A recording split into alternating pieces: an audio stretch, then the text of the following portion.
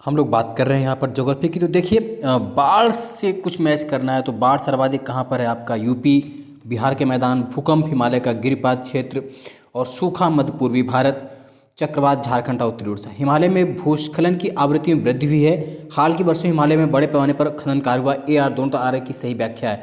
बंगाल के खाड़ी के तटवर्ती क्षेत्रों में चक्रवात अधिक आते हैं, बिल्कुल सत्य है। क्यों आते हैं? तो बंगाल की खाड़ी में अधिक गर्मी के कारण। अगला है, पश्चिमी तट की तुलना में पूर्वी तट चक्रवातों द्वारा अधिक प्रभावित है। भारत का पूर्वी तट उत्तर पूर्वी व्यापारिक हवाओं की मेखला में पड़ता है। AR दोनों सही था, RA की सही व्याख्या नहीं है। महाराष्ट्र के कोयना क्षेत्र में निकट भविष्य में अधिक भूकंप प्रभावित होने की संभावना है। कोयना बांध एक पुरानी भ्रंश तल ड्रिफ्ट पर अवस्थित है जो कोयना जलाशय में जल स्तर के परिवर्तन के साथ अधिक सक्रिय हो सकता है। AR दोनों राइट है और दोनों की व्याख्या सत्य है। अगला है, देश के पहले आपदा प्रबंधन प्रशिक्षण संस्थान की स्थापना कहाँ पर की जा रही? तो आपदा प्रबंधन प्रशिक्षण संस्थान लातूर, महाराष्ट्र में। अगला है, आपको सुमेलित करना कि कौन सा किसमें। भुज आपका भूकंप जोन 5 में है, हैदराबाद भूकंप जोन 2 में, श्रीनगर भूकंप जोन 5 में, चेन्नई भूकंप जोन 2 में। भारत में कुल भूकंप जोन कितने हैं? 4 हैं, याद रखेंगे इस बात को भी। वो मिट्टी जो बेसाल्ट और लावा के अपक्षय से निर्मित किसे बोलते हैं? रेगुर मिट्टी। बहुत महत्वपूर्ण क्वेश्चन है। रेगुर किसका नाम है? तो रेगुर काली मिट्टी को कहते हैं, ब्लैक सॉइल्स कहते हैं। और रेगुर मिट्टी, काली मिट्टी का सर्वाधिक विस्तार किस राज्य में है? तो महाराष्ट्र में है रेगुर सॉइल्स। इसी को कपास की काली मिट्टी भी कहते हैं। दक्षिणी ट्रैप की रेगुर मिट्टियाँ काली होती हैं, ये सही है। उनमें ह्यूमस प्रचुर मात्रा में होता है, ये गलत है। उनमें ह्यूमस प्रचुर मात्रा में नहीं होता है। काली मिट्टी कपास की खेती के लिए उपयुक्त है, उनमें जैव तत्व प्रचुर होता है, ये सत्य है, परंतु R गलत है।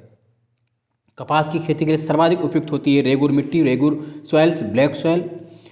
स्वतः कृषि मिट्टी किसे कहा जाता है? कपास की काली मिट्टी को स्वतः जुताई वाली मिट्टी भी कहते हैं, स्वतः कृषि मिट्टी भी कहा जाता है। लावा मिट्टियाँ पाई जाती है मालवा पठार में। मालवा पठार की प्रमुख मिट्टी है काली मिट्टी। वो मृदा जिसमें सिंचाई की कम आवश्यकता होती है, रोक कर रखती है। क्या रोक कर रखती है? क्योंकि वो नमी रोक कर रखती है। क्यों? क्योंकि काली मिट्टी में क्या होता है? स्वतः कृषि वाली मिट्टी का। अगला है, लेटराइट मिट्टी के बारे में सही कथन क्या है? तो लेटराइट सॉइल साधारणतः लाल रंग की होती है। इन मिट्टियों में टेपियोका और काजू की अच्छी उपज होती है, क्योंकि बड़ी मात्रा में ये मिट्टी केरल, मालाबार वगैरह में पाई जाती है। अगला, लेटराइट मिट्टी मिलती है महाराष्ट्र में भी मिलती है, केरल के मालाबार में मिलती है। लेटराइट मिट्टी सर्वाधिक मालाबार तटीय प्रदेश में मिलती है। लेटराइट मिट्टियों के लिए सही कथन है कि उसमें चूना प्रचुर मात्रा में नहीं मिलता है। लोहे के अतिरेक होने के कारण लाल कलर की होते हैं, इसको कहते हैं लेटराइट सॉइल। और लोहे की अधिकता होने के कारण ये मिट्टी अनुर्वर, अनुपजाऊ होती जा रही है। भारत में सबसे अधिक उपजाऊ मृदा कौन सी है? जलोढ़ मृदा, दोमट मृदा, अवेलेबल सॉइल। सबसे अधिक उपजाऊ मृदा जलोढ़ है, इसी को दोमट कहते हैं, इसी को अवेलेबल सॉइल्स भी कहते हैं। भारत में सबसे बड़ा मिट्टी का वर्ग कछारी वर्ग है, जलोढ़ मृदा है। ये लगभग 40% अधिक पार्ट में मिलती है, सबसे ज़्यादा यूपी मिलती है। गंगा के मैदान में पुरानी कछारी मिट्टी कहलाती है बांगर, नवीन खादर कहलाती है पुरानी बांगर। वो मृदा जिसकी जल धारण क्षमता सबसे कम होती है बलुई दोमट मिट्टी की। दुमटी लोम मिट्टी मिलते हैं मिट्टी के सभी प्रकार के कण। पश्चिमी राजस्थान की मिट्टियों में सर्वाधिक मात्रा किसकी होती है? कैल्शियम की होती है। आलू, सोरघम, सूरजमुखी तथा मटर फसलों में से वो फसल जो मृदा को नाइट्रोजन से भरपूर कर देती है, कौन सी होती है? मटर। भूमि की उर्वरता बढ़ाने के लिए जो फसल उगाई जाती है वो उड़द है। मिट्टी के कुछ भागों में भारत के कुछ भागों में यात्रा करते हुए आप देखेंगे कि कहीं कहीं लाल मिट्टी पाई जाती है। मिट्टी के इस रंग का प्रमुख कारण क्या होता है? फेरिक ऑक्साइड की अधिकता या विद्यमानता। भारतीय मृदाओं में जिस सूक्ष्म तत्व की सर्वाधिक कमी है वो जस्ता है। हिमालय की मिट्टियों में ह्यूमस प्रचुर मात्रा में पाया जाता है। हिमालय में सर्वाधिक वनाच्छेदित, ए गलत है, R सत्य है। पौधे को पानी मिलता है किससे? सबसे अधिक पानी किससे मिलता है? चिकनी मिट्टी से। मिट्टी का वह कण जिसका व्यास 0.002 मिमी से कम होता है उसे कहते हैं मृत्तिका। सामान्य फसल उगाने के लिए उर्वर भूमि का pH मान होने की संभावना है, कितनी होनी चाहिए? 6 से 7 के बीच में। तेजाबी मिट्टी को कृषि योग्य बनाने हेतु उपयोग किया था किसका? लाइम का, चूने का। मिट्टी में खारापन एवं क्षारीयता की समस्या का समाधान है, खेतों में जिप्सम का प्रयोग करना चाहिए। भारत में सर्वाधिक क्षारीय क्षेत्र, व्रत लीजिए, सर्वाधिक क्षारीय क्षेत्र मिलता है यूपी में, जबकि सर्वाधिक लवणीय क्षेत्र गुजरात में पाया जाता है। बहुत महत्वपूर्ण क्वेश्चन है, ये क्वेश्चन बहुत पूछे जाते हैं। भारत में सर्वाधिक, फिर सुन लीजिए, सर्वाधिक क्षारीय क्षेत्र किस राज्य में है? यूपी में। सर्वाधिक लवणीय क्षेत्र किस राज्य में है? गुजरात में। याद रखना, बार बार पूछा तो गलत नहीं होना चाहिए। मृदा का लवणीय घन मृदा में एकत्रित सिंचित जल के वाष्पीकृत होने से पीछे छूटे नमक और खनिजों से उत्पन्न होता है। सिंचित भूमि पर लवणीय भवन का जो प्रभाव पड़ता है वह है ये कुछ मृदाओं को अपारगम बना देता है। अगला है, चाय बागानों के लिए सबसे उपयुक्त मिट्टी कौन सी होती है? तो अम्लीय होती है, एसिडिक होती है। भारत के जिस क्षेत्र में मृदा अपरदन, सॉइल इरोजन की समस्या गंभीर है वो शिवालिक पहाड़ियों के पाद क्षेत्र में चंबल घाटी, बहुत पूछा जाता है। चंबल घाटी के खो गड्ढों के निर्माण का कारण अपरदन है, वो अपरदन कौन सा है? अवनालिका अपरदन। मृदा अपरदन प्रक्रियाओं, प्रोसेस ऑफ सॉइल इरोजन का सही क्रम क्या है? सबसे पहले अपस्पाल अपरदन, फिर परत अपरदन, फिर रिले अपरदन, फिर अवनालिका अपरदन। कृषि भूमि में वो पौधा जिसके कारण भूमि का अपरदन अधिकतम तीव्रता से होता है, शोरघम के पौधे की वजह से अधिकतम रूप से तीव्रता से होता है। फसल चक्र आवश्यक है, मृदा की उर्वरा शक्ति में वृद्धि हो। मृदा संरक्षण के संदर्भ में प्रचलित पद्धतियां हैं सस्यावर्तन, फसलों का हेरफेर, वेदिका निर्माण, टेरेसिंग, वायुरोध। भारत में मृदा अपक्षय समस्या संबंधित है, वनोन्मूलन से मृदा अपरदन को रोका जा सकता है वनारोपण के द्वारा। ये सभी क्वेश्चंस बहुत महत्वपूर्ण हैं, बट जिस पर मैंने रेड टिक किया वो आपको रटना जरूर है 101%, क्योंकि वो एग्जाम में रेड टिक कर होकर जाएगा। लगातार जुटे रहिए, चैनल को सब्सक्राइब कर लीजिए अनुपम सर यूट्यूब से, टेलीग्राम ज्वाइन कर लीजिए। निःशुल्क तैयारी, आपको प्रत्येक एग्जाम की सब कुछ मटेरियल आपको यहाँ पर मिलने वाला है। बस धैर्यपूर्वक, शांति से, लगन के साथ जुटे रहिए। भोजपत्र वृक्ष मिलता है, कहाँ पर मिलता है? हिमालय में मिलता है। कत्था बनाने हेतु जिस पेड़ की लकड़ी का प्रयोग होता है वो है खैर।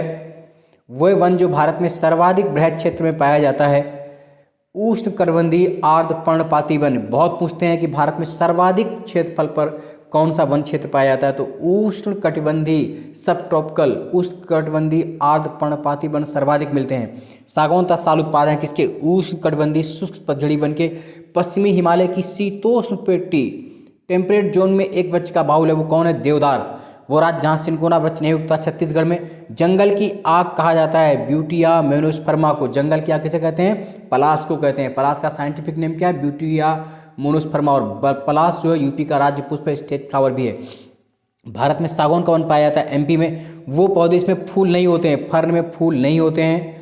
पश्चिमी हिमालय में उच्च पर्वतीय वनस्पति 3000 मीटर की ऊंचाई तक ही उपलब्ध होती है, जबकि पूर्वी हिमालय में 4000 मीटर की ऊंचाई तक उपलब्ध होती है। बिल्कुल सही है कि जो वेस्टर्न हिमालय उसमें जो वनस्पति 3000 मीटर तक है और ईस्टर्न हिमालय में 4000 मीटर तक। एक ही पर्वत श्रृंखला में इस विविधता, इस डाइवर्सिटी का रीजन क्या है? पूर्वी हिमालय का भूमध्य रेखा और समुद्र तट से पश्चिमी हिमालय की अपेक्षा अधिक निकट होना। एंटीलोपो, ऑरिक्स और चीरू के बीच क्या अंतर है? ऑरिक्स गर्म और शुष्क क्षेत्रों में रहने के लिए अनुकूलित है, जबकि चीरू ठंडे और उच्च पर्वतीय घास के मैदान और अर्धमरुस्थलीय क्षेत्रों में रहने के लिए अनुकूलित हैं। सही सुमेलित है। सागौन मध्य भारत में, देवदार हिमालय के उच्च क्षेत्र में, सुंदरी सुंदरवन में, सिनकोना हिमालय के तराई में। सुंदरी का वृक्ष पाया जाता है पश्चिम बंगाल में, इसी के नाम पर आप जानते हैं सुंदरवन का डेल्टा भी है। उष्णकटिबंधीय आर्द्र पर्णपाती तराई क्षेत्रों में, उष्णकटिबंधीय शुष्क पर्णपाती मध्य गंगा के मैदान में, अल्पाइन अरुणाचल प्रदेश हिमालयी भाग में मिलता है। उष्णकटिबंधीय सदाबहार सह्याद्री क्षेत्रों में, बहुत महत्वपूर्ण मैचिंग है ये। लंबी जड़ों और नुकीले कांटों अथवा सूर्ययुक्त झाड़ियों और लघु वृक्षों वाले अवरक्षित अवरुद्ध वन सामान्य रूप से पाए जाते हैं। कहाँ पर? पश्चिमी आंध्रा में। वो वृक्ष जो समुद्र तल से सर्वाधिक ऊंचाई पर पाया जाता है, देवदार का वृक्ष। वो राज्य जिसके वनों का वर्गीकरण अर्ध उष्णकटिबंधीय के रूप में किया जाता है, एमपी। और एमपी में ही भारत में सर्वाधिक वन पाए जाते हैं। सर्वाधिक वन कहाँ मिलते हैं? एमपी में। महोगनी वृक्ष का मूल स्थान है उत्तर एवं दक्षिणी अमेरिका के उष्णकटिबंधीय क्षेत्र। सामाजिक वानिकी में प्रयुक्त बहुउद्देशीय वृक्ष का उदाहरण है खेजड़ी। राजस्थान का राज्य वृक्ष भी है खेजड़ी, बहुत महत्वपूर्ण पौधा है। लीसा प्राप्त होता है चीड़ के वृक्ष से, रट लीजिए, चीड़ के वृक्ष से। ये कच्छ वनस्पति टिक कर लीजिए, रट लीजिए। अर्चना रत्नागिरी महाराष्ट्र में है, कुरापुर कर्नाटका में, पिचवरम तमिलनाडु में, वेम्बनाड केरल में। केरल की कच्छ वनस्पतियाँ पाई जाती वेम्बनाड और कन्नूर में। प्रायद्वीपीय भारत में सिंचाई का प्रमुख साधन तालाब है। प्रायद्वीपीय क्षेत्र की अधिकांश नदियाँ मौसमी हैं। ए आर दोनों सही हैं तथा आर ए की सही व्याख्या करता है, क्योंकि वहाँ पर बड़ी मात्रा में नदियाँ मौसमी हैं। अगला है, भारत में सिंचाई के अंतर्गत सर्वाधिक क्षेत्रफल वाला राज्य प्रतिशत में। तो सर्वाधिक जो प्रतिशत सिंचाई होती है वो पंजाब में होती है, जबकि ओवरऑल पूछेंगे तो यूपी में सबसे ज़्यादा। देखिए दो आंसर हैं, अगर पूछेंगे सर्वाधिक क्षेत्रफल पर सिंचाई कहाँ होती है? यूपी में। सर्वाधिक प्रतिशत पे सिंचाई कहाँ है? तो पंजाब। सूक्ष्म सिंचाई पद्धति के संदर्भ में कथन सही है। मृदा से उर्वरक पोषक हानि कम की जा सकती है। इससे कुछ कृषि क्षेत्रों में भौम जल स्तर को कम होने से रोका जा सकता है, बिल्कुल सही है। जीवन रक्षकता बचाओ सिंचाई इंगित करती है। PWP सिंचाई गत 25 वर्षों से नलकूप सिंचाई का सर्वाधिक विकास हुआ यूपी में सरयू पार मैदानों में। भारत के वे राज्य जिसमें सर्वाधिक सिंचाई नलकूपों से होती है यूपी में। भारत के राज्यों में सिंचाई में उपलब्ध भूतल जल संसाधनों की दृष्टि से अवरोही क्रम में सही क्रम है यूपी, महाराष्ट्र, वेस्ट बंगाल, असम। भारत में माला नहर तंत्र, बहुत महत्वपूर्ण क्वेश्चन है। भारत में माला नहर तंत्र ग्रांड एंड कैनाल सिस्टम को प्रस्तावित किया था किसने? दिनसा जे दस्तूर ने। दिनसा जे दस्तूर ने। भारत की सिंचाई क्षमता का सर्वाधिक भाग पूरा होता है लघु एवं बृहद परियोजनाओं से। फरक्का नहर की जल वहन क्षमता है 40,000 क्यूसेक। मंगलम सिंचाई परियोजना केरल में। सारण सिंचाई नहर निकलती है गंडक से। इंदिरा गांधी नहर का उद्गम स्थल है इंदिरा गांधी कैनाल हरके बैराज से। ब्यास और सतलज के संगम पर हरके बैराज से निकलने वाली इंदिरा गांधी कैनाल दुनिया की सबसे लंबी longest canal of the world है। हरके बैराज इंदिरा गांधी नहर का प्रमुख जल स्रोत किन नदियों के संगम पर है? तो ब्यास और सतलज। किसके? ब्यास और सतलज। इंदिरा गांधी नहर का निर्माण कार्य वर्ष 1958 से प्रारंभ हुआ और इसका उद्गम है सतलज नदी पर हरके डैम से। इंदिरा गांधी नहर जल प्राप्त करती है किन किन नदियों से? ब्यास, सतलज, रावी से। ब्यास नदी के पोंग बांध, पोंग डैम किस पर है? ब्यास नीवर पर। ये भी क्वेश्चन बन जाएगा। ब्यास नदी के पोंग बांध के जल का उपयोग करती है इंदिरा गांधी नहर परियोजना। भारत व विश्व की सबसे पुरानी व विकसित नहर परियोजना है। भारत व विश्व की सबसे पुरानी व विकसित नहर व्यवस्था गंग नहर जो सबसे पुरानी नहरों में से एक है का निर्माण गंगा सिंह जी ने 1927 में करवाया था, 1927 में। शारदा सहायक समादेश विकास परियोजना के मुख्य लक्ष्य हैं कृषि उत्पादन बढ़ाना, बहुफसली खेती द्वारा भूमि उपयोग के प्रारूप को बदलना, भू प्रबंधन का सुधार। बहुत महत्वपूर्ण क्वेश्चन है। निचली गंगा नहर का उद्गम स्थल है। निचली गंगा कैनाल जो है उत्तर प्रदेश के बुलंदशहर और नरोरा से। नरोरा बुलंदशहर यूपी से निकलती है। हरियाली एक नई परियोजना है, किससे संबंधित है? तो हरियाली योजना वाजपेयी जी के समय शुरू की गई थी। जल संग्रहण से संबंधित विकास योजना वृक्षारोपण के लिए। एकीकृत जल संभर विकास कार्यक्रम को कार्यान्वित करने के लाभ क्या हैं? मृदा के बह जाने की रोकथाम, वर्षा जल संग्रहण तथा भौम जल स्तर का पुनर्भरण, प्राकृतिक वनस्पतियों का पुनर्जनन। सही सुमेलित है। सूखा प्रवण क्षेत्र कार्यक्रम भूमि संसाधन विभाग द्वारा। मरुस्थल विकास कार्यक्रम ग्रामीण विकास मंत्रालय द्वारा। वर्षा पूरित क्षेत्रों हेतु राष्ट्रीय जल संभर विकास परियोजना कृषि एवं सहकारिता विभाग। ड्रिप सिंचाई पद्धति के प्रयोग से लाभ हैं खरपतवार में कमी, मृदा अपरदन में कमी। अब अगला जो टॉपिक है बहुत महत्वपूर्ण है, बहुउद्देशीय नदी घाटी परियोजनाएं, मल्टीपर्पज जो रिवर वैली प्रोजेक्टेड हैं। क्वेश्चन इससे हमेशा बनते हैं। सरदार सरोवर परियोजना से लाभान्वित होने वाले राज्य हैं तो गुजरात, महाराष्ट्र, MP, राजस्थान। लाभान्वित होने राज्य कौन से? 4, गुजरात, महाराष्ट्र, MP, राजस्थान। सरदार सरोवर परियोजना नर्मदा नदी पर गुजरात में बन रही। सरदार सरोवर बांध बनाया जा रहा है नर्मदा नदी पर। सरदार सरोवर से सर्वाधिक लाभ गुजरात को। सरदार सरोवर परियोजना का विरोध किसने किया था? मेधा पाटेकर ने। बरगी, ओंकारेश्वर, इंदिरा सागर एवं बाण सागर बांधों में से हुए बांध जो नर्मदा नदी पर नहीं है तो बाण सागर नर्मदा पर नहीं है। बाकी बरगी, ओंकारेश्वर, इंदिरा सागर तीनों जो डैम है ये नर्मदा नदी पर हैं, जबकि बाण सागर नर्मदा पर नहीं है। इंदिरा सागर नर्मदा नदी पर है। मध्य प्रदेश का हरसूद कस्बा जलमग्न हुआ इंदिरा सागर जलाशय में। ओंकारेश्वर परियोजना नर्मदा नदी पर है।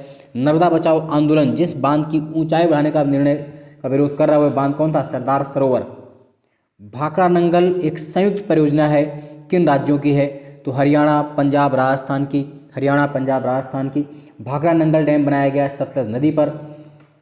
भारत का सबसे पुराना जल शक्ति उत्पादन केंद्र है शिवासमुद्रम, कावेरी, कर्नाटक।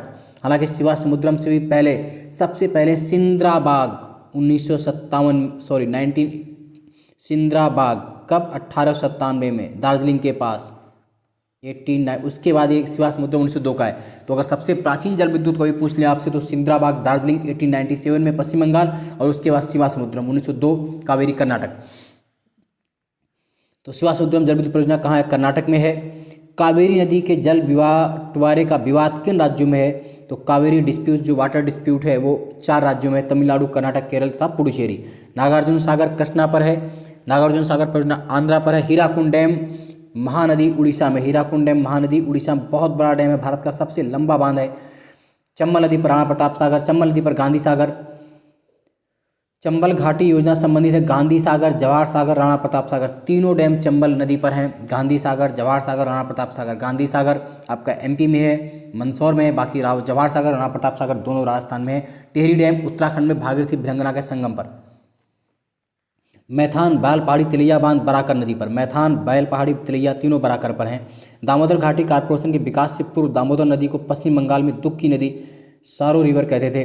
दामोदर अपने ऊपरी भाग में तीव्रता से प्रवाहित होती है तथा निचले भाग में इसका बहाव बहुत धीमा होता है। ए आर दोनों सही हैं तथा आर ए की सही व्याख्या है। दामोदर घाटी निगम की स्थापना हुई थी 1948 में। तवा परियोजना स्थित है किस पे? नर्मदा नदी पर। तवा डैम तवा रिवर पर है, बेसिकली नर्मदा की सहायक नदी है। हीराकुंड उड़ीसा, हल्दिया पश्चिम बंगाल, तारापुर महाराष्ट्र, कुद्रेमुख कर्नाटक। हिमाचल प्रदेश अब सतलज नदी पर बनाया जा रहा है। इस बांध को बनाने का मुख्य उद्देश्य क्या है? भाखड़ा बांध में आने वाली तलछट मिट्टी को रोकना। भारत ने जो भूटान के सहयोग से परियोजना बनाई है वो है चुक्खा डैम प्रोजेक्ट। भाखड़ा, सतलज, हीराकुंड, महानदी, इडुक्की, पेरियार, नागार्जुन सागर, कृष्णा रट लीजिए। तमिलनाडु, आंध्र तथा कर्नाटक की संयुक्त परियोजना है तेलुगु गंगा परियोजना। तेलुगु गंगा परियोजना से पेयजल प्रदान किया जाता है मद्रास को। बहुउद्देशीय नदी घाटी परियोजनाओं को आधुनिक भारत के मंदिर टेम्पल्स ऑफ मॉडर्न इंडिया कहा था पंडित जवाहरलाल नेहरू ने भाखड़ा नंगल डैम के उद्घाटन के समय। कावेरी नदी पर मैट्टूर डैम है, रट लीजिए, बहुत पूछते हैं ये। कावेरी, मैट्टूर, कृष्णा अलमट्टी, सरदार सरोवर नर्मदा, गांधी सागर चंबल, माता टीला बेतवा, ताप्ती काकरापारा। मैट्टूर तमिलनाडु, मीराक्षी पश्चिम बंगाल, नागार्जुन सागर आंध्रा, हीराकुंड उड़ीसा। इडुक्की पेरियार रिवर पर है केरल में। माता टीला बेतवा यूपी में है। नागार्जुन सागर कृष्णा आंध्रा, पोचमपाद गोदावरी, शिवासमुद्रम कावेरी, नागार्जुन सागर कृष्णा, जायकवाड़ी गोदावरी, टिहरी भागीरथी भिलंगना। कलपोंग जल विद्युत परियोजना अंडमान निकोबार द्वीप समूह में है। भारत का सबसे पुराना जल विद्युत स्टेशन सिंद्राबाग दार्जिलिंग 1897 का भी बताया मैंने। दार्जिलिंग में सबसे प्रथम जल विद्युत संयंत्र की स्थापना की गई थी सिंद्राबाग दार्जिलिंग में 1897 में। फरक्का डैम पश्चिम बंगाल, घाट प्रभाग कर्नाटक, हीराकुंड उड़ीसा, काकरापारा कहाँ पर है? गुजरात में है। रिहंद यूपी में है, रिहंद नदी पर, रिहंद यूपी। उकाई गुजरात, कोयना महाराष्ट्र, गोविंद सागर सतलज, कोलूरू झील कृष्णा गोदावरी दोआब, उकाई ताप्ती, बुलर झील झेलम। कालागढ़ डैम रामगंगा नदी यूपी। तवा परियोजना होशंगाबाद एमपी। पोंग बांध ब्यास नदी पर। मेजा बांध कोठारी नदी पर। तुलबुल परियोजना झेलम। बगलीहार प्रोजेक्ट जिसके विषय में पाकिस्तान द्वारा विश्व बैंक के साथ विवाद उठाया गया है, भारत द्वारा बनाया जा रहा है चिनाब पर। बगलीहार चिनाब पर। बगलीहार बल विद्युत परियोजना जम्मू कश्मीर चिनाब रिवर। दमन गंगा गुजरात, गिरना महाराष्ट्र, पंबा केरल। तपोवन विष्णुगढ़ जल विद्युत परियोजना उत्तराखंड में। महाकाली संध भारत और नेपाल के बीच। कलपक्कम तमिलनाडु, राणा प्रताप सागर राजस्थान, नरौरा यूपी, तारापुर महाराष्ट्र। रट लीजिए, बहुत महत्वपूर्ण ये टॉपिक चल रहा है यहाँ पर। मीठे पानी की कल्स पर प्रोजेक्ट गुजरात। सुइल नदी परियोजना हिमाचल। तीस्ता लो डैम प्रोजेक्ट तीस्ता नदी पर प्रस्तावित पश्चिम बंगाल में। तीस्ता जल विद्युत परियोजना सिक्किम। रिहंद परियोजना रिहंद नदी पर, बेसिकली उसकी सोन की सहायक नदी है। रानी लक्ष्मीबाई बेतवा रामगंगा रानी लक्ष्मीबाई बांध बेतवा नदी पर। दुलहस्ती हाइड्रो पावर चिनाब नदी जम्मू कश्मीर दुलहस्ती। भद्रा कर्नाटक, भवानी सागर तमिलनाडु, गांधी सागर एमपी, राणा प्रताप सागर राजस्थान। तिलैया बराकर झारखंड। तिलैया डैम बराकर नदी झारखंड पे है, बहुत पूछा जाता है तिलैया। गोविंद पल्लव सागर जलाशय यूपी। गंडक बिहार यूपी। किसाऊ उत्तराखंड हिमाचल। किसाऊ परियोजना कहाँ पर है? उत्तराखंड हिमाचल। टोंस नदी पर है बेसिकली किसाऊ। पंचेत हिल बांध दामोदर, राणा प्रताप सागर बांध चंबल। बबली प्रोजेक्ट महाराष्ट्र। भारत में कृषि का इतिहास लिखा एमएस रंधावा ने। एमएस रंधावा। भारत में एग्रो इकोलॉजिकल जोन्स कृषि पारिस्थितिकी क्षेत्रों की कुल संख्या है 20। कितनी बार मैंने रटाया और कितनी बार एग्जाम में आता और आप गलती करते हैं, फिर से रट लीजिए। एग्रो इकोलॉजिकल जोन्स कितने हैं? 20। एग्रो क्लाइमेट जोन्स कितने हैं? 15। गलत नहीं करना है। अगर आपसे पूछेगा एग्जाम में कि भारत में कितने कृषि पारिस्थितिकी क्षेत्र हैं, एग्रो इकोलॉजिकल जोन्स तो 20 करना है। और एग्रो क्लाइमेट जोन पूछेगा कृषि जलवायु क्षेत्र तो 15 करना है। भारत में शुष्क पेटी की अर्थव्यवस्था प्रधानता कृषि आधारित है। इसमें द्वितीय हरित क्रांति के लिए बहुत क्षमता है। ए आर दोनों से आर ए की सही व्याख्या नहीं करता है, याद रखेंगे इस बात को। देश का पहला कृषि विश्वविद्यालय बहुत महत्वपूर्ण, तो भारतवर्ष का प्रथम कृषि विश्वविद्यालय 1960 में जेबी पंत एग्रीकल्चर यूनिवर्सिटी पंतनगर। देश का पहला एग्रीकल्चर यूनिवर्सिटी कृषि विश्वविद्यालय 1960 में स्थापित हुआ। गोविंद बल्लभ पंत कृषि विश्वविद्यालय पंतनगर, उधम सिंह नगर, उत्तराखंड। रट लीजिए। यदि खाद्यान्नों का सुरक्षित संग्रह सुनिश्चित करना है तो कटाई के समय उनकी आर्द्रता अंश होना चाहिए लगभग 14% से कम। कृषि में युग्म पैदावार का आशय विभिन्न मौसमों पर 2 फसल उगाने से मिश्रित खेती का प्रमुख विशेषता है। पशुपालन और शस्य उत्पादन को एक साथ। मिश्रित खेती क्या है? पशुपालन और खेती करना एक साथ दोनों। प्रकृति पर अधिक निर्भरता, उत्पादकता का निम्न स्तर, फसलों की विविधता तक, बड़े खेतों की प्रधानता में से भारतीय खेतों की विशेषता क्या नहीं है? तो भारत में बड़े खेत नहीं पाए जाते, छोटे खेत यहाँ पर रहते हैं। पारंपरिक खेती के आधुनिक वैज्ञानिक खेती में रूपांतर में हरित क्रांति की तकनीक महत्वपूर्ण भूमिका रही है। इसमें सामाजिक एवं पर्यावरण लागत सम्मिलित नहीं होती है। AR सही था, व्याख्या सही नहीं है। भारत में शंका है, चालू जोतों का सबसे बड़ा औसत आकार कहाँ है? राजस्थान में है। भारत में कृषि को समझा जाता है जीविकोपार्जन का साधन। भारतीय कृषि के संदर्भ में सही कथन है। भारत में दालों की खेती के अंतर्गत आने वाला लगभग 90% क्षेत्र वर्षा द्वारा पोषित है। रासायनिक उर्वरक के 2 उपभोक्ता यूपी और आंध्र सबसे बड़े हैं। नई सुधारी गई ऊसर में हरी खाद के लिए उपयुक्त फसल है ढेंचा, सनई, बोड़ा, लोबिया तथा ग्वार जैसी हरी खाद वाली फसलों में नाइट्रोजन की सर्वाधिक मात्रा पाई जाती है। बोड़ा, लोबिया में संतुलित उर्वरक प्रयोग किए जाते हैं उत्पादन बढ़ाने के लिए, खाद की गुणवत्ता उन्नत करने, भूमि की उत्पादकता बनाए रखने हेतु। याद रखेंगे इस बात। केरल तट, तमिलनाडु तट, तेलंगाना तथा विदर्भ में से दक्षिणी भारत में उच्च कृषि उत्पादकता क्षेत्र कहाँ मिलता है? तमिलनाडु तट में सबसे ज़्यादा उत्पादकता है। पुनर्भरण योग्य भौम जल संसाधन में सबसे संपन्न राज्य यूपी है। भारत में ठेकेदारी कृषि को लागू करने वाले में अग्रणी राज्य कौन है? तो पंजाब है। हरित खेती में सन्निहित है समेकित कीट प्रबंधन, समेकित पोषक पदार्थ आपूर्ति, समेकित प्राकृतिक संसाधन प्रबंधन। भारतीय कृषि पर वैश्वीकरण का प्रभाव है। अंतर्राष्ट्रीय बाजारों तक भारतीय किसानों के उत्पादों की पहुंच, नकदी फसल पर बल, आय समानता में वृद्धि, आर्थिक सहायता में कटौती आदि। एगमार्क है गुणवत्ता गारंटी की मोहर। एगमार्क गुणवत्ता गारंटी की मोहर हरित क्रांति की नई कृषि व्यूह रचना परिणाम थी जो 20वीं सदी के दौरान प्रारंभ की गई थी। तो कब प्रारंभ की गई थी? 7वें दशक के दौरान। सदाबहार क्रांति एवरग्रीन रिवोल्यूशन में भारत में कृषि उत्पादकता बढ़ाने के लिए प्रयोग में लाई गई है MS स्वामीनाथन द्वारा। नॉर्मन अर्नेस्ट बोरलॉग जो हरित क्रांति के जनक माने जाते हैं वो संबंधित कहाँ थे से? संयुक्त राज्य अमेरिका में। Norman Ernest Borlaug the father of green revolution, उनका बर्थ हुआ था USA में, उनकी कर्म भूमि रही थी मैक्सिको। हरित क्रांति के जनक है नॉर्मन E बोरलॉग। भारत में हरित क्रांति के जनक है डॉक्टर MS स्वामीनाथन। हरित क्रांति से अभिप्राय है उच्च उत्पाद variety program, high yielding variety seeds. मोटे अनाज, दलहन, गेहूं, तिलहन में से हरित क्रांति में संबंधित सबसे ज़्यादा गेहूं उत्पादन। वो फसल जिसमें है को हरित क्रांति का सर्वाधिक लाभ उत्पादन एवं उत्पादकता प्रोडक्शन प्रोडक्टिव दोनों में हुआ गेहूं। स्वतंत्रता प्राप्ति के बाद से भारत में सर्वाधिक प्रगति हुई गेहूं के उत्पादन में। हरित क्रांति में प्रयुक्त मुख्य पादप फसल थी किसकी? मैक्सिकन गेहूं की। भारत में द्वितीय हरित क्रांति से संबंध में सही है। इसका लक्ष्य हरित क्रांति से अब तक लाभान्वित न हो सकने वाले क्षेत्रों बीज, पानी, उर्वरक तकनीक का विस्तार करना। इसका लक्ष्य पशुपालन, सामाजिक वानिकी, मत्स्य पालन के साथ उत्पादन का समाकलन करना भी है। हरित क्रांति के घटक हैं उच्च उत्पादन देने वाले किस्म के बीज, सिंचाई, ग्रामीण विद्युतीकरण, ग्रामीण सड़कें, विपणन। भारत में हरित क्रांति के फलस्वरूप खाद्यान्नों के उत्पादन में वृद्धि हुई है। भारत में हरित क्रांति के परिणाम स्वरूप क्षेत्रीय समानताओं में वृद्धि हुई। दोनों सही परंतु व्याख्या सही नहीं। इंदुधनुषी क्रांति का संबंध है कृषि की सभी क्रांतियाँ सम्मिलित होती हैं। खाद्य उत्पादन में वृद्धि है हरित क्रांति, दूध उत्पादन श्वेत क्रांति, मत्स्य पालन नीली क्रांति, उर्वरक भूरी क्रांति, उद्यान कृषि सुनहरी गोल्डन रिवोल्यूशन। गुलाबी क्रांति प्याज से, ओनियन से, जीरो टिल बेस्ड उर्वरक ड्रिल विकसित किया गया। जीवी पंत कृषि एवं प्रौद्योगिकी विश्वविद्यालय पंतनगर। रबी की फसलें की बुआई कब होती है? तो अक्टूबर नवंबर महीने में इनको बोते हैं। रबी की फसलों को अक्टूबर नवंबर महीने में मुख्यतः हैं रबी फसल। सरसों, मसूर, चना, गेहूँ, सरसों, मसूर, चना, गेहूँ आदि, मस्टर्ड, वीट, ये सब।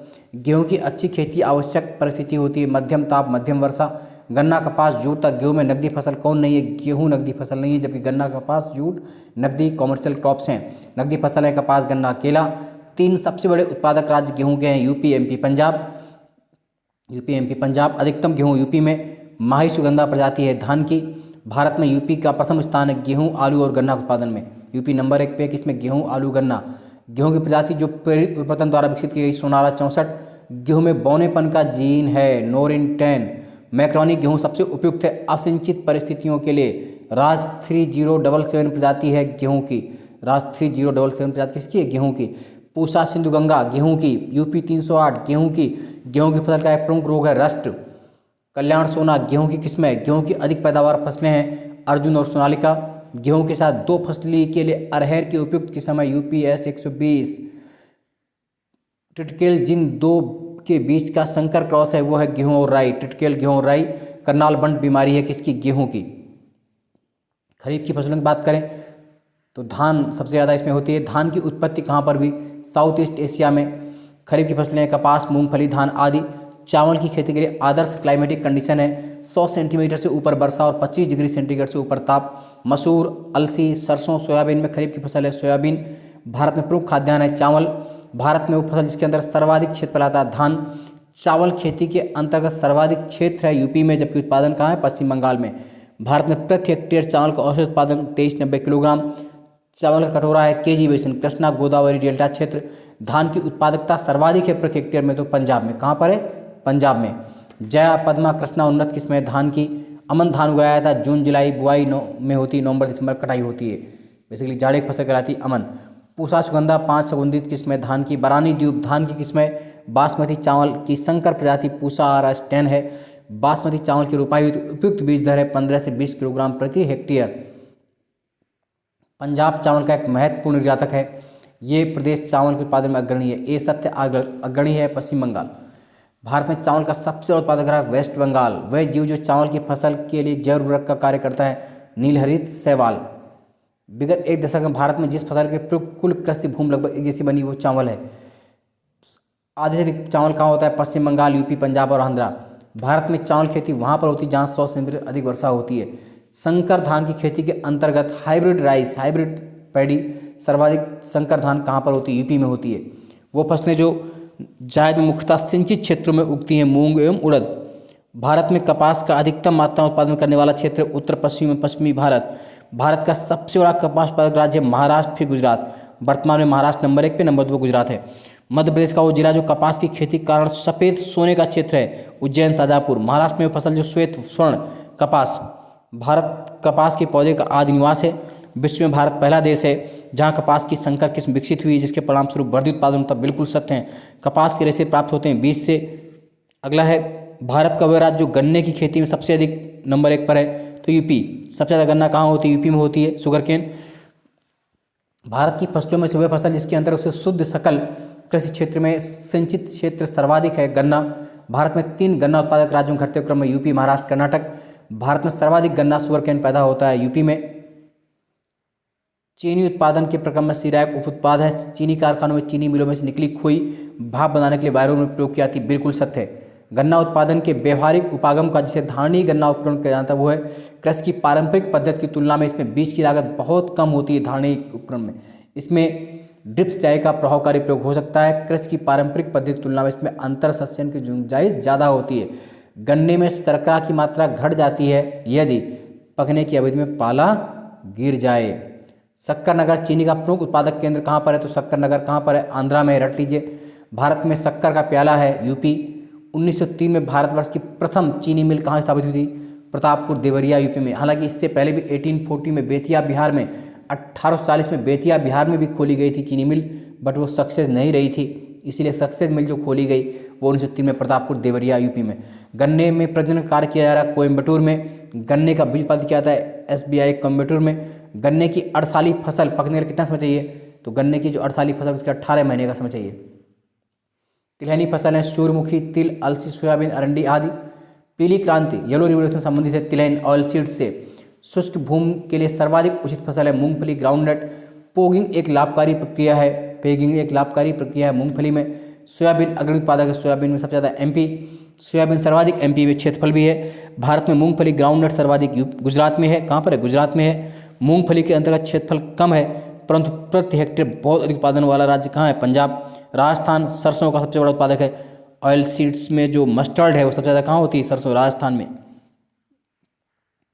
भारत में प्रमुख तिलहन है सोयाबीन, मूंगफली, सरसों, तिल। सरसों की जो प्रजातियां हैं वरुणा, पूसा बोल्ड, पीताम्बरी। वरुणा, पूसा बोल्ड, पीताम्बरी सरसों की प्रजातियां हैं मस्टर्ड की। जिप्सम की अधिक मात्रा आवश्यक होती है मूंगफली की फसल में। कौशल उन्नत प्रजाति है मूंगफली की। दलहन वह फसल जो दलहन की बात करेंगे पल्सेस की। दलहनी फसलों मुख्य उत्पादकता उपभोक्ता है। दुनिया में नंबर 1 पे दलहन का उत्पादक उपभोक्ता इंडिया है। फिर भी हमें बहुत बड़ी मात्रा में दलहन का आयात भी करना पड़ता है। भारत में सामान्यतः निर्यात नहीं किया जाता है दालों का। भारत में दालों की कमी है परंतु प्रोटीन की नहीं। दालों की मांग की वरीयता ए आर दोनों थे सही है, तो आर ए की सही व्याख्या है। भारत में दालों का सबसे उत्पादक राज्य एमपी। हवा से नत्र संचरण क्षमता है दालों। दलहनी फसल उत्पादन आवश्यकता कोबाल्ट। दलहनी फसलों में संतुलित खाद्य का अनुपात है 1:2:2, 1:1:2:2, 1:2:2। अरहर का जन्म स्थान है भारतवर्ष। मालवी चमत्कार प्रजाति अरहर की। बाहर अरहर की मटर की पत्ती विहीन प्रजाति है अपर्णा। भारत में सर्वाधिक रेशम पैदा करने वाला राज्य कौन सा है? सिल्क कर्नाटक। भारत का 60% से अधिक सिल्क पैदा होता है आंध्र एवं कर्नाटक में। सैतूत रेशम कर्नाटक। टसर रेशम झारखंड। इरी रेशम असम। मूंगा असम। इरी और मूंगा असम। टसर झारखंड। सैतूत कर्नाटक। मूंगा रेशम की एक ऐसी किस्म जो पूरे विश्व में केवल भारत में ही होती है, कहाँ पर? असम में। टसर रेशम का अग्रणी उत्पादक कौन सा है? झारखंड। राष्ट्रीय बागवानी परिषद बोर्ड की स्थापना हुई थी। नेशनल बागवानी बोर्ड कब बनाया गया? तो 1984 में। भारत में सर्वाधिक कॉफ़ी कर्नाटक में। सर्वाधिक कॉफ़ी का लगभग 72% अकेले कौन पैदा करता है? कर्नाटक। कहवा खेती सर्वाधिक कर्नाटक में। चाय के उत्पादन उपभोग में चीन पहला है, भारत दूसरे स्थान पर दुनिया में। वो नकदी फसल जिससे अधिकतम विदेशी मुद्रा प्राप्त होती है चाय। भारत में चाय का सबसे उत्पादक राज्य कौन सा है? असम। भारत अपनी आवश्यकता से अधिक चाय का उत्पादन करता है। भारत चाय में महत्वपूर्ण निर्यातक देश है परंतु चाय की घरेलू खपत बहुत कम है। ए सही परंतु आर गलत है। एक ऐसे स्थान पर जहां वार्षिक वर्षा 200 सेंटीमीटर से अधिक होती है और ढलाव पहाड़ी स्थल है, खेती अभिष्ट होगी चाय की। ग्रीन गोल्ड वैरायटी है चाय की। बराक घाटी महत्वपूर्ण फसल है धान की। भारत में रबर सर्वाधिक केरला में। कहवा रबर तंबाकू की खेती की जाती है कर्नाटक। भारत में बागानी कृषि के अंतर्गत उगाई जाती हैं चाय, रबर, नारियल, कहवा। सही कथन है। चाय असम की मुख्य फसल है। तंबाकू आंध्रा बड़े पैमाने पर होती है। तंबाकू आंध्रा में। भारत में तंबाकू का सर्वाधिक उत्पादन कहाँ होता है? आंध्रा में। तंबाकू की कृषि के अंतर्गत बृहत्तम क्षेत्रफल है आंध्रा। भारत में नारियल सबसे ज़्यादा केरल में, अब तमिलनाडु नहीं। काली मिर्च का उत्पादन विश्व में सबसे ज़्यादा होता है वियतनाम और भारत में, ब्लैक पेपर से बोलते हैं। इलायची कार्डामम सबसे ज़्यादा केरल, कर्नाटक, तमिलनाडु। केरल राज्य जाना था इसमें अपने गर्म मसालों के लिए, इसीलिए इसको स्पाइस स्टेट, मसालों का राज्य भी कहते हैं, मसालों का बगीचा भी कहते हैं। गार्डन ऑफ स्पाइसेस केरल, मसालों का बगीचा है। बागान कहने राज्य कौन सा है? केरल। लौंग प्राप्त होता है पुष्पकली से। लौंग की खेती मुख्यतः होती है केरल, तमिलनाडु और कर्नाटक में। लौंग। फिर सही सुमेलित है जूट पश्चिम बंगाल, चाय असम, रबर केरल, गन्ना यूपी। भारत में काली मिर्च की खेती के लिए उपयुक्त जलवायु दिशाएं हैं उष्ण और आर्द्र जलवायु, 200 सेंटीमीटर से वार्षिक वर्षा, 1100 मीटर की ऊंचाई के पहाड़ी ढाल, 15 डिग्री सेंटीग्रेड से 30 डिग्री सेंटीग्रेड तक वार्षिक ताप परिसर। काला सोना काली मिर्च एवं कोयले को कहते हैं, ब्लैक गोल्ड काली मिर्च एवं कोयले को। मसालों का सर्वाधिक उत्पादक राज्य, काजू का प्रमुख उत्पादक राज्य कौन सा है? महाराष्ट्र। झूमिंग कृषि, झूमिंग अथवा झड़ा पद्धति। झूमिंग पद्धति क्या होती है? जंगल काटकर सूखने को छोड़ना, मतलब जब तक वहाँ पर खेती हो रही है, नहीं तो वहाँ से छोड़ के अगले स्थान पर चला जाना, जैसे ही वहाँ की उपजाऊ व्यवस्थाएं कम हो, अर्थात झूमते हुए रहना एक तरह से। झूमिंग सर्वाधिक व्यवहृत है नागालैंड में। चलवासी कृषि कितनी विशेषता है? असम, झारखंड में। केरल टेपियोका, गुजरात कपास, पश्चिम बंगाल पटसन, गुजरात मूंगफली, सभी सही सुमेलित हैं। फिर अगला सही सुमेलित आलू यूपी, नारियल केरल, केला तमिलनाडु, तंबाकू आंध्रा। आलू का सर्वाधिक उत्पादन कहाँ होता है? यूपी में। राष्ट्रीय केला अनुसंधान केंद्र कहाँ है? त्रिची में। भारत में खाद्यान्नों का उत्पादन चावल, गेहूं, मोटे अनाज, दालें क्रम से सही है। खाद्यान्न उत्पादन सर्वाधिक कहाँ? यूपी में। कपास, मूंगफली, नमक सर्वाधिक गुजरात में। कपास, मूंगफली, नमक सर्वाधिक कहाँ पर? गुजरात में। फिर सही मैचिंग है। चना एमपी, काली मिर्च केरल, अनानास पश्चिम बंगाल, चावल घड़ी मुस्कु, गेहूं एफिड, गन्ना शीश प्रो, वेदक सल्ब, चना गोलक सल्ब, ये उसके रोग हैं। फिर रोग की बात कर रहे हैं तो गन्ना बहुत महत्वपूर्ण है, रेड रॉड, गन्ना में रेड रॉड, धान खैरा, अरहर उकठा बिल्ठा, आलू झुलसा रोग, लेट ब्लाइट। इस झुलसा रोग ने बहुत झुलसाया है मुझे। 2009 पीसीएस के मेंस में ये गलत हो गया था, 1 नंबर का क्वेश्चन, और आप मान के चलिए 1.5 नंबर का क्वेश्चन था, 1.33 मार्क्स का, और मेरा सिलेक्शन बार फाइनल 1 नंबर से रुक गया था। तो सोचिए कि 1 नंबर की महत्वपूर्ण भूमिका कितनी होती, तब से झुलसा रोग मुझे झुलसाता रहता है। हरित बाल रोग पाया जाता है बाजरे में। गन्ना, चुकंदर, स्वीट पी, चना, अरहर परस बिनाते हैं त्रिपाद कुल के अंतर्गत। विश्व में फल उत्पादन भारत का स्थान दूसरा है। सर्वाधिक पटसन पश्चिम बंगाल में, जूट सर्वाधिक पश्चिम बंगाल में। भारत में जूट का सर्वाधिक क्षेत्रफल है पश्चिम बंगाल में। वर्ष भर बोई जाने वाली फसल कौन सी है? मक्का। पूरे साल कौन सी फसल बोई जा सकती है? तो मक्का पूछा जाता आपसे। मक्का फसल पकने की अवधि कितनी दिन होती है? 110 दिन की। C4 पौधा कौन सा है? मक्का। भारत में 3 शीर्ष मक्का उत्पादक कौन? कर्नाटक, MP, बिहार। शक्तिमान 1, शक्तिमान 2 किसकी फसलें हैं? मक्का की। केसर सर्वाधिक कहाँ पर होता है? सैफ्रॉन केसर तो जम्मू कश्मीर में। केसर सबसे मात्रा कश्मीर में होती है। जौ ठंडी जलवायु अपेक्षाकृत कम उपजाऊ मृदा। चावल के लिए तप्त और नम जलवायु तो उपजाऊ मृदा। मिलेट, ज्वार बाजरा आदि तप्त और शुष्क जलवायु तथा अल्प उपजाऊ मृदा। चाय गर्म और नरम जलवायु तथा उच्च तुंगता। कपास 500 से 1000 mm तापमान, इसके लिए 18 से 22 डिग्री। फ्लैक्स के लिए वर्षा 600 से 800 mm तापमान, 5 से 18। चुकंदर 500 से 600 mm वर्षा, 18 से 22। और पटसन वर्षा 1500 से 2000 mm और तापमान 25 से 35। वो पौधा जिसकी खेती पौध प्रतिरोपण करके की जाती है। प्याज। फसल चक्र जो पूर्वी यूपी के लिए सबसे बढ़िया है, फसल चक्र पूर्वी यूपी के लिए कौन सा? धान, मक्का, गेहूँ। उत्तराखंड की भागीरथी घाटी में राजमा और आलू खेती प्रारंभ करने का श्रेय किसको दिया जाता है? विल्सन को। बोर्ड है, मिलाना है इनको, बहुत पूछा जाता है। Coffee board Bengaluru, coffee board Bengaluru. Rubber board Kottayam, rubber board Kottayam. चाय बोर्ड कोलकाता, चाय बोर्ड कोलकाता। तंबाकू बोर्ड गुंटूर, आंध्रा। सब्जी उत्पादन भारत का स्थान द्वितीय है, नंबर 1 पे विश्व में कौन है? चाइना है। आम की बीज रहित प्रजाति है, सीडलेस वैरायटी, गुठली रहित प्रजाति सिंधु, महाराष्ट्र में बड़ी मात्रा में होता है बीज रहित प्रजाति सिंधु। आम्र की वो किस्म जो दशहरी एवं नीलम के क्रॉस से बनी है, तो दशहरी एवं नीलम के क्रॉस से बनी है आम्रपाली। ललित किसकी प्रजाति है? अमरूद की। आम की नियमित फसल प्रजाति है दशहरी 51, बंगलोरा, तोतापारी, नीलम, आम्रपाली आदि। कंचन किसकी वैरायटी है? आंवला की। केले का अधिकतम उत्पादन कहाँ होता है? तमिलनाडु में। बोरलाग पुरस्कार मिलता है कृषि क्षेत्र में, किसमें? कृषि के क्षेत्र में मिलता है बोरलाग पुरस्कार। आलू की प्रसंस्करण सबसे अच्छी वैरायटी कुफरी चिप्सोना 2, कुफरी चिप्सोना 2। वो फसलें जो अधिकांश निर्वाह मूलक कृषि के अंतर्गत की जाती, मोटे अनाज तथा चावल।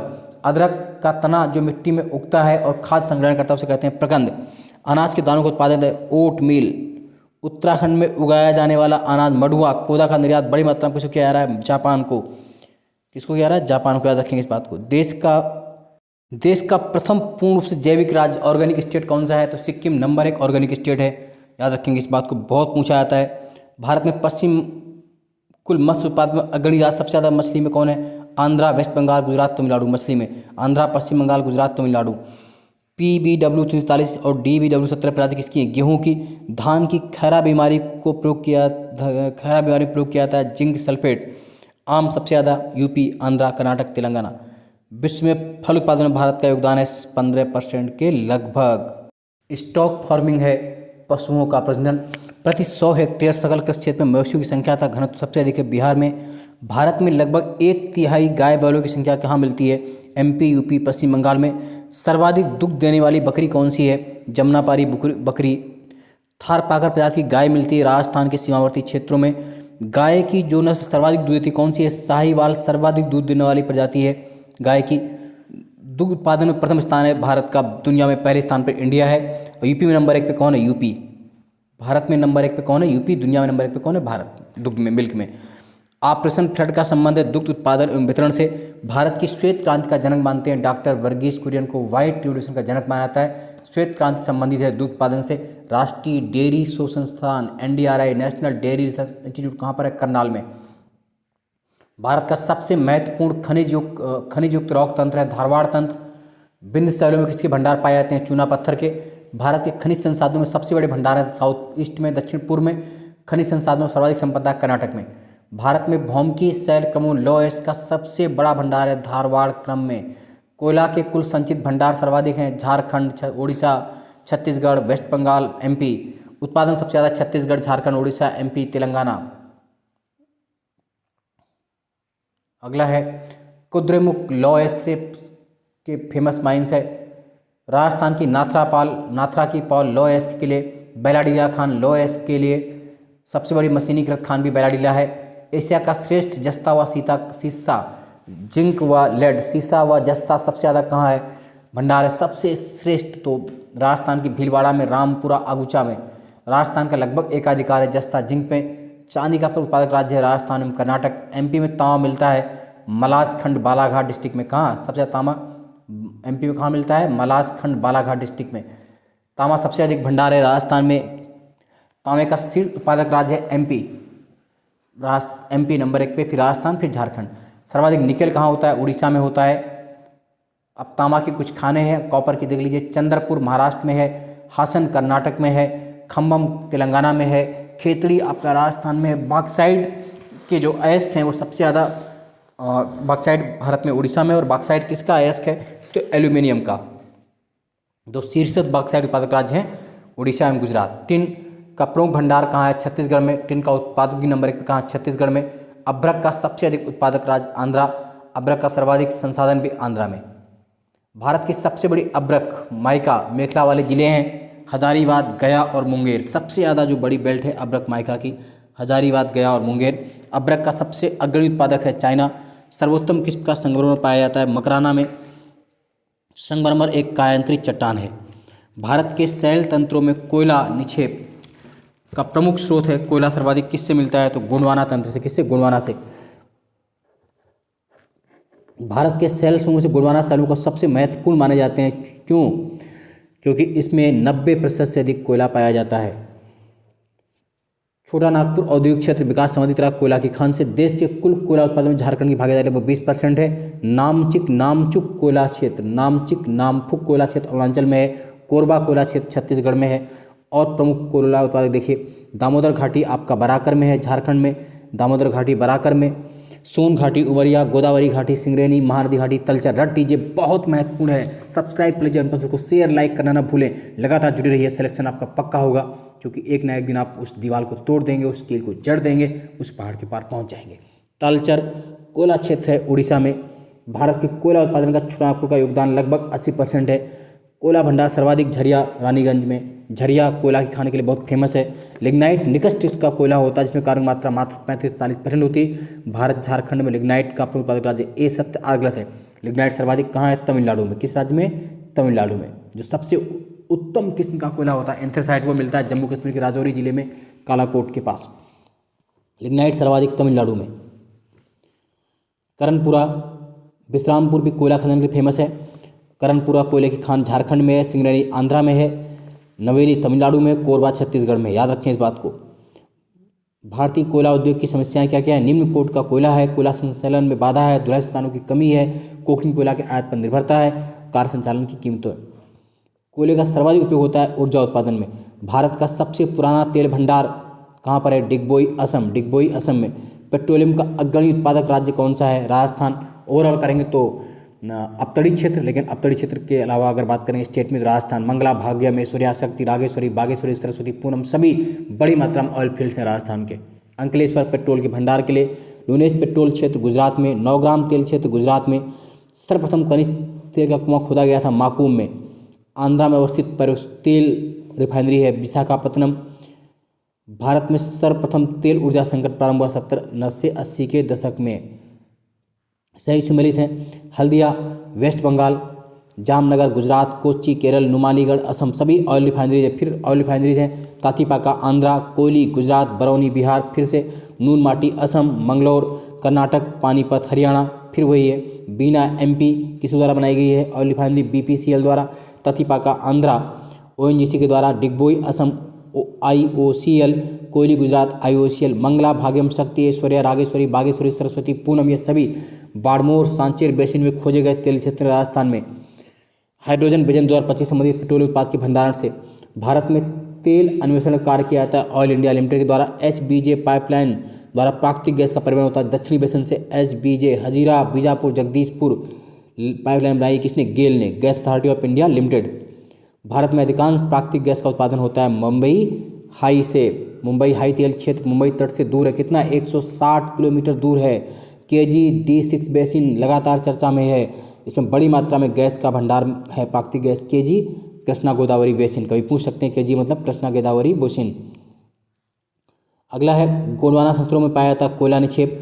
माइका सिटी ऑफ इंडिया कहलाता है कोडरमा। झारखंड का जो कोडरमा है उसे माइका सिटी ऑफ इंडिया भी कहते हैं, या कैपिटल ऑफ माइका भी कहते हैं, या अभ्रक की राजधानी भी कहते हैं कोडरमा को। अगला है भारत में सर्वाधिक मैंगनीज एमपी में, फिर लॉयस उड़ीसा, तांबा राजस्थान पहले स्थान पर MP है, याद रखें। सोना कर्नाटक, अभ्रक आंध्रा, खनिज तेल गुजरात पहले स्थान पर राजस्थान है। Gypsum Rajasthan, bauxite Orissa. Hematite bauxite gypsum था लिमोनाइट में में से धातु खनिज नहीं है, जिप्सम नहीं है। भारत का प्रमुख जिप्सम उत्पादक राज्य है राजस्थान। वो उत्पादन जो चूरू, बीकानेर, श्री गंगानगर पट्टी में बहुतायत मात्रा में पाया जाता है। पर्यावरण प्रदूषण कारण है, मिट्टी की उर्वरता को बढ़ाने में काम आता है। गुणवत्ता संवर्धन के उपरांत इसका उपयोग स्वास्थ्य निर्माण क्षेत्र में होता है, वो है जिप्सम। कोयला करनपुरा, स्वर्ण हट्टी, अभ्रक, नेल्लोर, मैंगनीज भंडारा, रट लीजिए, इनको लगातार जुटे रहिए। ये ज्योग्राफी आपकी एग्जाम टाइम में फास्ट डिवीजन के लिए बहुत काम आएगी। बहुत तेज़ से आप रिवाइज कर पाएंगे जब आपको बिल्कुल फास्ट डिवीजन करना होगा, चाहे यूपी पीसीएस, चाहे उत्तराखंड, कोई भी पीसीएस हो, कहीं का भी कोई एग्जाम हो, चाहे कोई लोअर पीसीएस हो, लेखपाल, यूपी त्रिपल सी, कहीं का भी एग्जाम हो, जुटे रहिए। अनुभव को सब्सक्राइब कर लीजिए, लाइक करिए। जय हिंद, जय भारत।